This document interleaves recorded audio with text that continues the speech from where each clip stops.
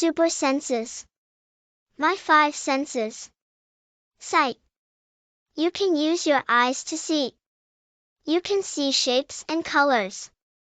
You can see things that are close, a book, or far away, an airplane flying. What are some things that you can see? Sound.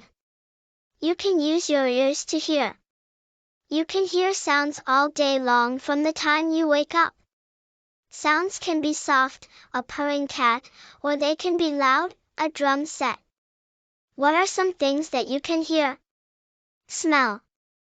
You can use your nose to smell. Smells can warn you about something being wrong. You can smell smoke from a fire or food that is not safe to eat.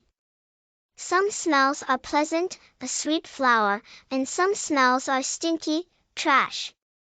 What are some things that you can smell? Touch.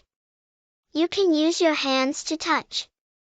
You can touch things that are soft, teddy bear, or hard, table.